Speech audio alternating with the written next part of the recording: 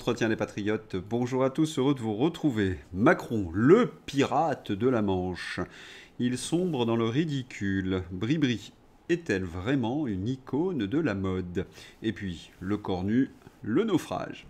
Avant de traiter ces informations et beaucoup d'autres, vous connaissez la coutume sur cette chaîne, je commence toujours mon entretien par remercier ceux qui m'ont permis justement de le produire, car ils m'ont financé à l'aide des merci rémunérateurs.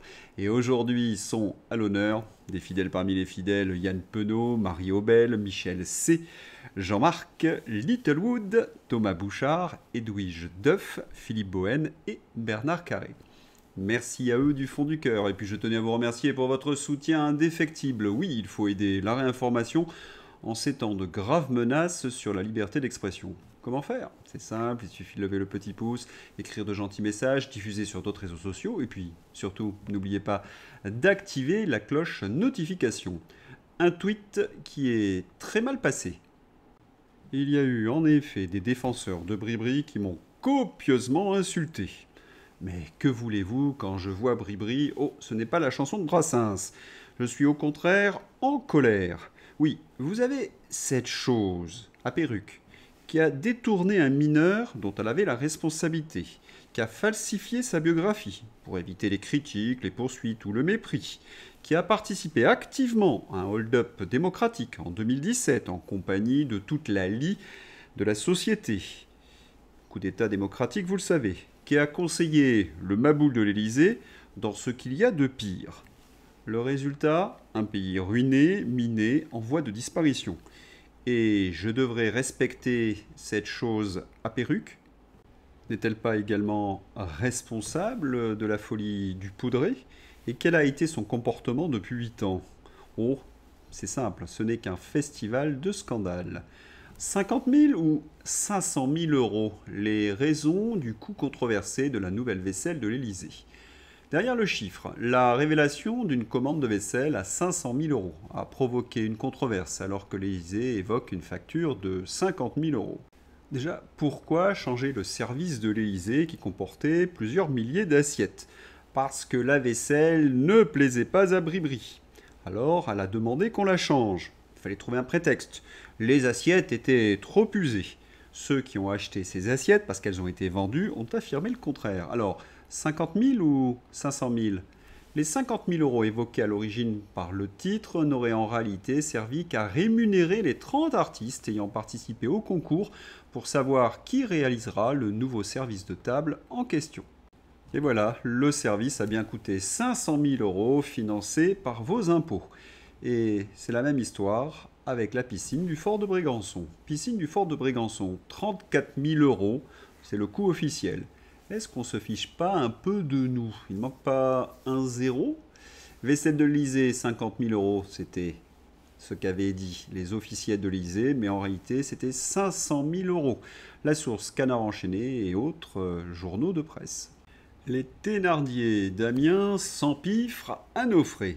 Et vous vous rappelez du prétexte pour construire cette piscine à Brégançon? C'était sous prétexte de sécurité. C'était trop dangereux d'aller sur la plage. Et qu'avons-nous vu après la construction de cette piscine? Eh bien Manu qui faisait du scooter des mers, qui faisait mumuse sur le bateau et qui donc avait privatisé une plage avec sa myriade de barbouzes. Et même Bribri dans un sous-marin de poche. Il se moque de nous. Et si on devait rappeler toutes les notes de frais depuis 8 ans, un coût faramineux, des commandes de champagne hors normes, dîners, soirées privées, des perruques, des secrétaires, on n'en finirait plus. Il est bien lointain, le temps du général de Gaulle qui réglait ses factures d'électricité de l'Élysée. Et à chaque fois que j'ai un peu creusé sur le coup de Brigitte, on s'est aperçu de leur fourberie. Pour en cacher le coût délirant, ils enlèvent certains postes qu'ils présentent aux Français, comme la sécurité, les voyages et ainsi de suite. Et comme pour les autres ministres ou pour Rudy, on a envie de dire « rends l'argent, Bribri ». Eh bien, c'est fait. Mais ta gueule! Rends les sous! Rends l'argent! Ah si! Eh oui, les gens lui crient « rends l'argent ». Brigitte Macron sort le grand jeu lors de ce défilé. Sac Lady Dior édition spéciale, presque 5 000 euros. Tailleur Dior, 3 3 000 euros. Total Look à 8 000 euros pour prêcher la sobriété et la solidarité nationale.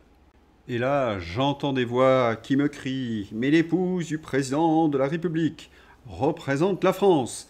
Elle ne peut pas s'habiller comme un vieux sac. » Eh bien, moi je la vois en Dior et compagnie comme un vieux sac. Franchement, vous la trouvez élégante, Bribri? Vous trouvez qu'elle nous fait honneur? Elle a la posture d'un chimpanzé, le dos voûté, des gros bras avec des vestes qui lui font des épaules de camionneur. Et elle chose du 44 fillette, d'un ridicule consommé grotesque. Et c'est la raison d'ailleurs pour laquelle le monde entier se moque d'elle. Et que voit-on à chaque défilé?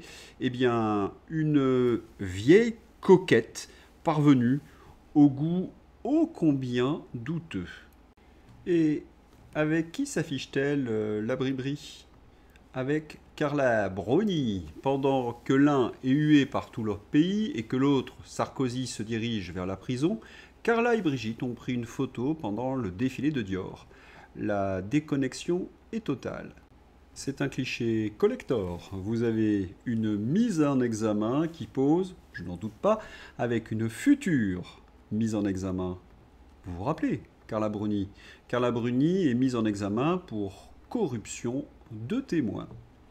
Carla Bruni est visée par une enquête pour recel de subornation de témoins et non subornation directe dans le cadre de l'affaire liée à la rétractation des accusations de Ziad Tiakhieddine concernant le financement libyen présumé de la campagne présidentielle de Nicolas Sarkozy en 2007. Contexte et faits principaux, l'enquête porte sur les conditions de la rétractation de Tiakhieddine en novembre 2020, qui avait initialement accusé Sarko de corruption. Les juges soupçonnent des manœuvres pour influencer ce revirement, impliquant potentiellement de l'argent et une organisation en bande.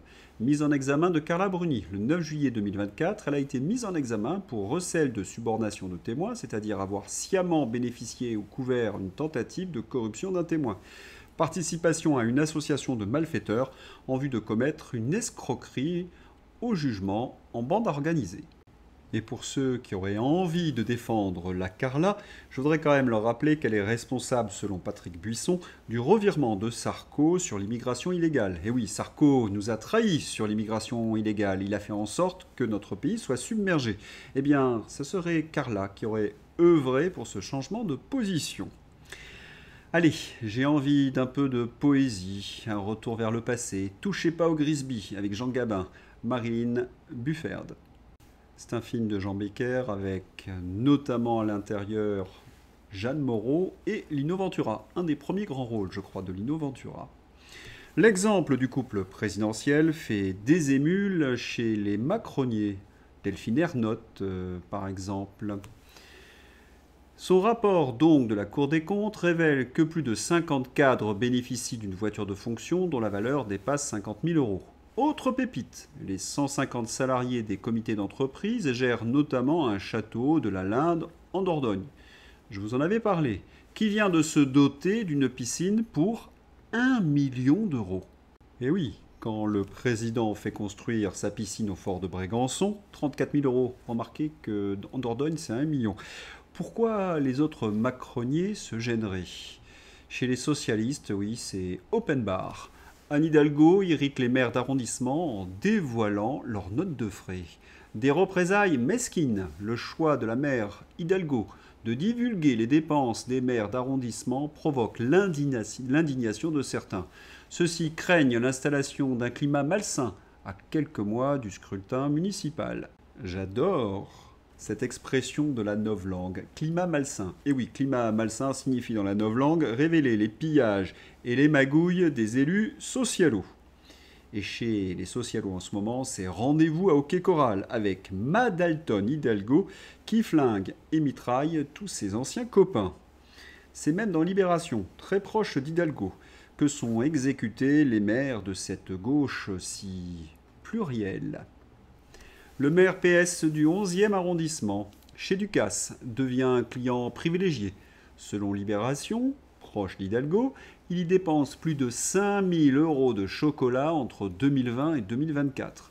Le 20 décembre 2024, il achète 16 boîtes de chocolat plus un sapin en confiserie. notant cadeau fin d'année équipe, sans préciser les destinataires.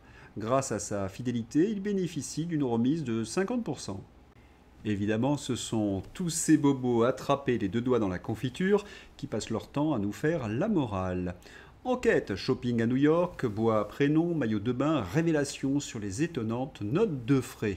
En fait, l'IB confirme ce qu'on subodorait, sachant qu'il n'y a pas de contrôle. Certains maires se servent des frais de mission comme d'une caisse noire où on peut taper à sa guise.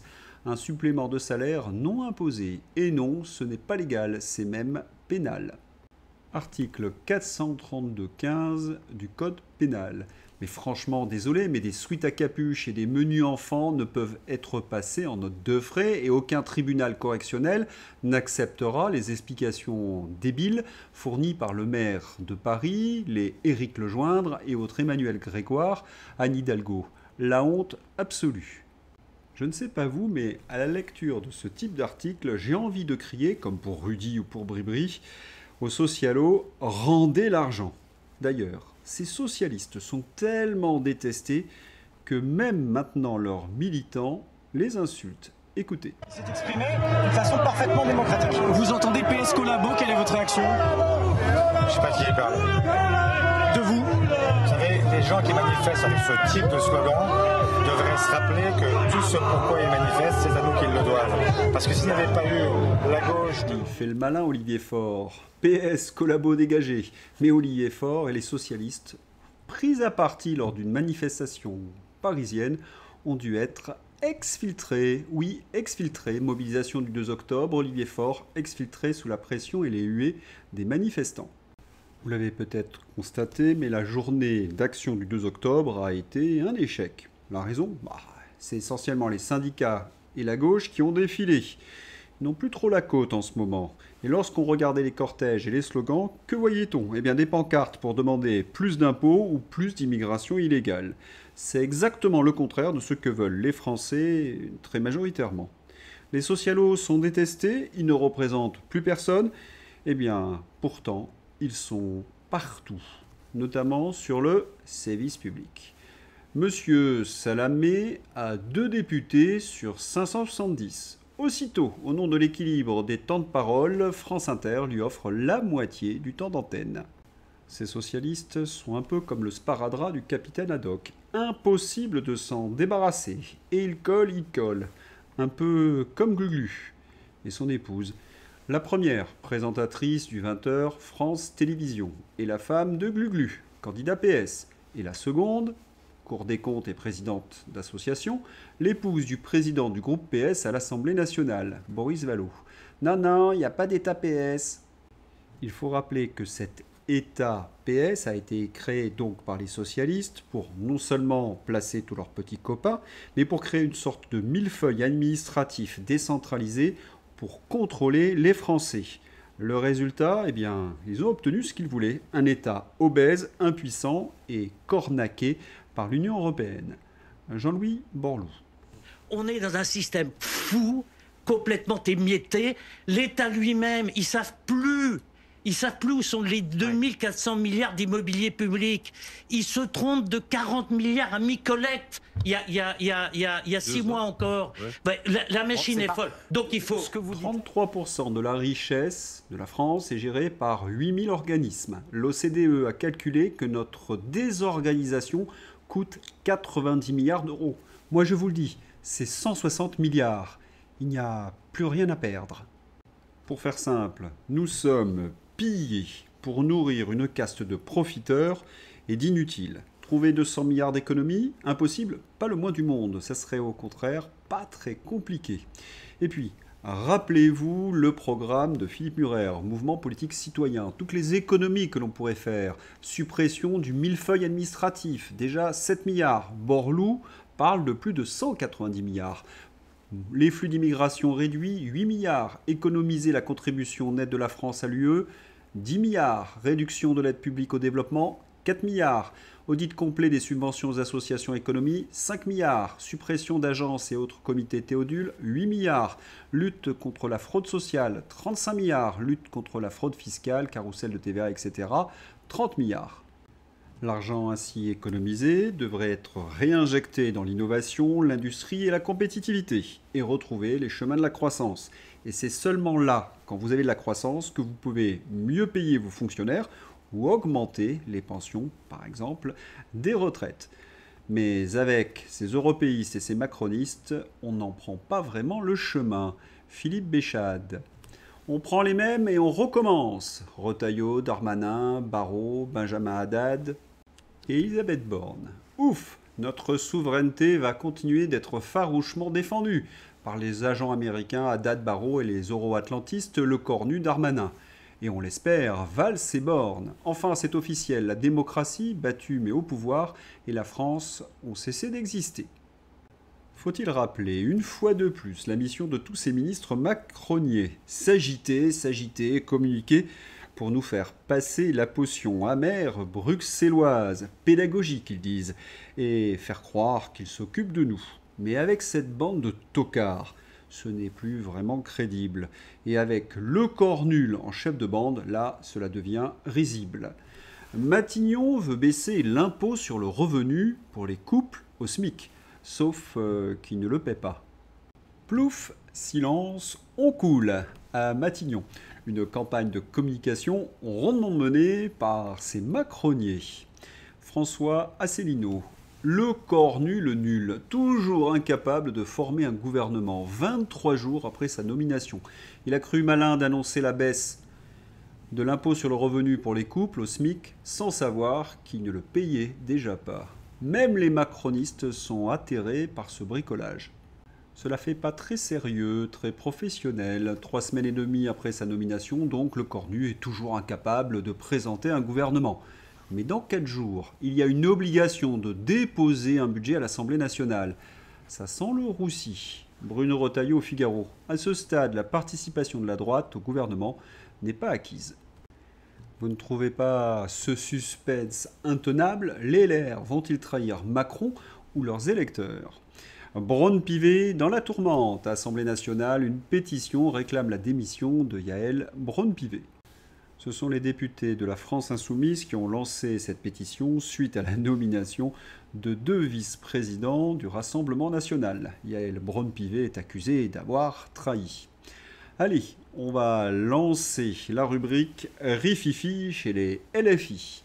Cédric Brun, conseiller régional pour la France Insoumise, se met en retrait du parti. Il dénonce le recrutement de profils inquiétants qu'il relie aux frères musulmans. Il pointe notamment Soufiane Iqiyoussen, fils de l'imam Hassan Iqiyoussen, expulsé vers le Maroc en 2023 pour propos incitant à la haine et porteur d'une vision de l'islam contraire aux valeurs de la République. Voici ce qu'il déclare. Soufiane Iqiyoussen est devenu chef de file du groupe d'action de la France Insoumise du Denesis et est déjà en campagne à Denain avec Youssouf Fedal, un de ses proches. Il ne fait pas de doute qu'ils auront l'investiture de la France Insoumise. Ça alors, mais qui l'eût cru? La France Insoumise serait infiltrée par des fanatiques? Eh bien ça alors, Vincent Jeanbrun présidera la commission d'enquête parlementaire sur les liens entre la France Insoumise et les mouvements fanatiques. L'UDR, Éric Ciotti en sera le rapporteur. Terrible nouvelle pour Aymeric Caron. On va en apprendre de belles. Les LFI ont tellement été dogmatiques, sectaires, intolérants, totalitaires et fanatiques, anti-France en un mot, qu'ils se sont marginalisés même au sein de leur électorat. Philippe Murer. Voilà pourquoi la France Insoumise ne peut plus gagner des élections nationales. 6 Français sur 10 pour un front anti-LFI. LFI reste un parti dangereux par les idées qu'il propage, mais il est très minoritaire et isolé. Et dire que les socialistes comme Olivier Faure tentent de les séduire pour obtenir des alliances dans les futures élections. Point. Et le résultat, nous le voyons en France, une augmentation des actes antichrétiens. 86 sénateurs appellent à protéger les chrétiens et les lieux de culte en France. Silence total du service public et des médias de gauche qui décident de ne pas relayer l'information. Une censure. 2 poids, 2 mesures. Lequel de ces 2 affiches a été interdite? Celle du Sacré-Cœur. Tout est dit. On en a assez de ce racisme anti-chrétien. Allez, sans transition encore que, la dernière production macroniste. Manu, le pirate. Corne de bouc, il va y avoir de l'action. Vous vous rappelez comment a commencé cette histoire? Oui, il faut un petit peu contextualiser. Depuis un mois, les services de propagande, LCU et autres, essaient de nous faire avaler du Célérus à grande dose. On a eu d'abord l'histoire du brouillage du GPS de Pustula, des drones sur la Pologne, une roquette sur la Pologne, des drones un peu partout, notamment sur le Danemark. Et les images qu'on nous envoyait étaient très risibles. Qui peut croire un seul instant que les Russes utilisent des drones qui clignotent rouge et vert pour survoler l'Europe?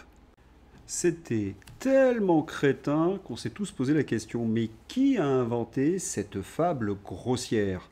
D'ailleurs, comment faisaient-ils ces drones pour aller jusqu'au Danemark de Russie? Et en plus, ils clignotent pour faire de belles images en direct sur LCU. Alors, vous comprenez que du côté de ceux qui ont mis ces drones, il a fallu trouver autre chose pour ne pas sombrer dans le ridicule. Ils ont trouvé l'idée du pétrolier de la flotte fantôme russe. Un pétrolier soupçonné d'appartenir à la flotte fantôme russe a résonné en France.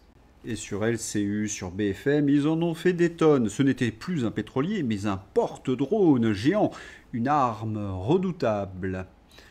Général Alcazar, le syndrome de Stockholm, oui, c'est du Célérus pour les crises d'hystérie géopolitique aiguë, 10 suppositoires. Et sur vos écrans, en cinémascope, l'élite de nos combattants à l'abordage de ce dangereux vaisseau fantôme, non pas le Hollandais volant, mais le Russe volant. Image exclusive. M6. L'armée française a procédé ce mercredi 1er octobre à l'arraisonnement du pétrolier russe présent dans un parc éolien au large de Saint-Nazaire. Ça sent le sabotage. En Loire-Atlantique, battant pavillon béninois. Le navire est soupçonné d'appartenir à la flotte fantôme russe, une armada non officielle, et d'avoir servi de plateforme de lancement des drones qui ont récemment survolé le Danemark. C'est quand même fascinant avec Emmanuel Macron. Des cathédrales brûlent quand il doit faire le bilan des gilets jaunes et qu'il n'a rien à dire. Des hélicoptères transportent des malades du Covid alors que les cliniques juste à côté de ces hôpitaux sont vides. Des pétroliers béninois sont arraisonnés au large de nos côtes. Le cirque en permanence. Après plusieurs heures d'affolement médiatique et politique, le bateau de la flotte fantôme russe avait pour capitaine et second des ressortissants chinois. Le capitaine sera jugé uniquement pour le délit de refus d'obtempérer, car les autres faits n'apparaissent à l'issue de l'enquête pas directement imputables au capitaine, ce qui va à l'encontre des fautes très importantes qui ont été commises par cet équipage, comme l'a déclaré Emmanuel Macron le menteur hier. Cette opération de communication est un véritable naufrage médiatique. Et puis une petite pensée pour nos commandos marines, commando Hubert. C'est certainement le meilleur commando du monde. Et Macron leur demande de faire les guignols devant les caméras de télévision. Mais quelle honte! Ça me rappelle un peu Braun-Pivet qui demandait à l'élite des CRS de nourrir ses poules. Emmanuel Macron, c'est ça. Selon le Canard enchaîné, Pavel Durov, nous étions en 2024, le PDG de Telegram, aurait déclaré à la police que le jour de son arrestation au Bourget, il devait dîner avec Macron, ce que l'Élysée bien sûr dément. C'est là où on mesure avec toutes ces histoires qu'on a affaire à un vrai maboule à l'Élysée. La réponse du président russe Vladimir Poutine. Это пиратство, потому что, да, это случай мне известен. Танкер захвачен в нейтральных водах, без всякого основания. И там, видимо, искали какие-то, может быть. Poutine a qualifié de piraterie la détention par la France d'un pétrolier au large de ses côtes. Vladimir Poutine considère la saisie du pétrolier comme une tentative des autorités françaises de détourner l'attention de la population de la grave situation politique intérieure. C'est factuel, et il n'y a pas un journaliste pour dénoncer la folie du poudré, sa perversité à être l'acteur de ce type de scénario. Non, ces journalistes ont préféré relayer les mensonges délirants sur des drones ou sur un pétrolier de la flotte fantôme russe. Là, on mesure vraiment le niveau de servilité de ces journalistes. Et comme si cela ne suffisait pas, cela vire à la farce. L'armée française est prête à abattre des drones entrant dans son espace aérien. C'est quoi la fin du sketch? Macron va faire décoller des drones par ses barbouzes que nos militaires vont abattre en direct sur LCU, un peu comme au tir au pigeon. Il en est capable, le bougre. Viktor Orban déclare que l'Union européenne a opté pour une stratégie d'épuisement de la Russie par une guerre sans fin. Bruxelles a choisi une stratégie d'épuisement de la Russie par une guerre sans fin. Cela signifie injecter des milliards et des milliards en Ukraine, sacrifier l'économie européenne et envoyer des centaines de milliers de personnes à la mort sur le front. La Hongrie rejette ce plan. L'Europe doit négocier la paix, pas courir après une guerre sans fin. Il est un peu dur, Victor, parce qu'il faut les comprendre, ces young leaders. Vous imaginez si la paix était signée? Eh bien, ce serait le temps des procès. Alors, ils s'accrochent contre toute idée démocratique et désormais, ils s'attaquent à des pétroliers battant pavillon du Bénin. Et ils poursuivent un pauvre capitaine chinois qui n'a dû rien comprendre à ce qu'on lui demandait. Vous imaginez le capitaine quand on lui explique qu'il transporte des drones qui ont survolé le Danemark? Il a dû se dire, mais ce sont des maboules. En Pologne, la Pologne n'a pas l'intention de fermer la mer Baltique à cause de la flotte fantôme russe, comme l'a proposé Zelensky, a déclaré le président du pays, Karol Nawrocki. De telles décisions ne peuvent pas être prises simplement sur la base des paroles de Zelensky. Cela aurait de réelles conséquences pour les gens et l'économie. Notre sécurité est notre priorité absolue. La situation en mer Baltique est bien sûr préoccupante, a-t-il déclaré. Plus tôt, Zelensky a affirmé que la Russie installerait prétendument des drones sur des pétroliers pour frapper l'Europe. Il n'a pas présenté de preuves, mais l'OTAN a déjà commencé à déployer des forces aux frontières de la Russie, à déployer des systèmes de défense aérienne et à envoyer des avions espions. Allez, plus besoin de nous faire un dessin, toute cette agitation avec les drones et les pétroliers, c'est pour faire de l'agitation militaire, pour justifier l'envoi de 60 milliards d'euros à Zelensky. C'est la somme dont il a besoin pour continuer la guerre. Et oui, il faut nous faire avaler cette note de 60 milliards d'euros alors que nos économies sont proches de la faillite. Moyen-Orient. Plan de paix de Trump pour Gaza, le Hamas réclame plus de temps selon un responsable. Le mouvement fanatique a annoncé avoir besoin d'un délai supplémentaire pour examiner le plan de Donald Trump sur Gaza, a indiqué un responsable à l'AFP. Le Hamas souhaite notamment amender certaines clauses, en particulier celles liées au désarmement. S'il ne le fait pas, cela se terminera tristement. Donald Trump presse le Hamas d'accepter sa paix. Allez, avant d'ouvrir la page fantasy, une petite réflexion sur la corruption dans le milieu journalistique. Le canard prostitué. 2022, le canard enchaîné a une perte nette de 355 000 €. 2023, l'État lui verse une aide de 1 137 000 €. 2024, l'État lui verse une aide de 1 044 000 €. Le 1er novembre 2025, il me traite de complotiste. Complotiste, Asselineau ? J'adore, vous le savez, ce qualificatif de complotiste. C'est la signature des macronistes. Lorsqu'ils n'ont pas d'arguments à nous opposer, ils ne peuvent que brailler complotiste. D'ailleurs, on aimerait que le canard enchaîné nous explique en quoi François Asselineau est un complotiste, sur quel dossier, que l'on s'amuse un petit peu. Allez, c'est l'heure d'ouvrir la page fantasy. Netflix, le cheval de Troie des wokistes. Netflix menacé. L'appel au boycott d'Elon Musk fait chuter l'action et fait craindre une vague de désabonnements. Netflix a déjà perdu 20 milliards de dollars et des centaines de milliers d'Américains ont déjà rendu leur abonnement. Et oui, sur Netflix, la série The Babysitter Club incite les enfants au changement de sexe. Moyen-Orient. Quelle est votre opinion sur le choix de Tony Blair pour la gouvernance de Gaza ? Apparemment, Satan n'était pas disponible. Sauf que le choix de Blair est bien pire que celui de Satan. À son crédit, Satan n'est pas socialiste, pas de l'international socialiste non plus, et il n'est pas ami avec Lionel Jospin. Insolite. L'ancien animateur, que je ne connaissais pas, de TF1, Vincent Chirouti, renvoyé en correctionnel pour atteinte sexuelle envers une collaboratrice qu'il a mordue aux fesses à 2 reprises en 2015. Mais ce type était normal. Les droits des femmes passent par la gauche, pour le plaisir, comme disait mon confrère Herbert Léonard. Scoop des entretiens, image exclusive d'un drone russe au-dessus de Copenhague. Ah oui, là c'est sûr, c'est signé. Et puis, également les images exclusives du commando marine. Ah, je crois la reconnaître. Non, non, sur France Télévisions, il n'y a pas de propagande. Il y a juste une série où des soldats russes envahissent un pays. Et le jeune garçon, pourquoi ils sont aussi méchants, les Russes? Propagande grotesque. Encore de l'argent des contribuables jeté par les fenêtres. Delphine Ernotte décrédibilise une fois de plus le service public. C'est tout pour la page fantasy. Je voudrais terminer avec deux informations. Les autorités australiennes placent la France au même niveau d'alerte que le Kosovo ou l'Albanie pour leurs touristes. Haut degré en effet de danger face au terrorisme, aux violences et à la criminalité. Voilà le déclassement et l'ensauvagement de notre pays en une carte. Mais la priorité de Macron, vous le savez, c'est d'envoyer des commandos marines sur de vieux pétroliers rouillés. Espagne. Le procureur de la cour d'appel de Malaga a requis 3 ans de prison contre le père Custodio Ballester pour avoir critiqué le fanatisme. Le jugement a été mis en délibéré. L'Espagne suit le chemin de l'Angleterre. Le patrimoine est comme nous, il vieillit. Alors, si on ne l'entretient pas régulièrement, il disparaît.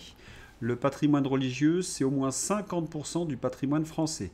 S'il y avait plus nos églises dans nos villages, le plus grand musée de France disparaîtrait. Allez, sur ces bonnes paroles, je vous souhaite un excellent week-end. À bientôt, au revoir.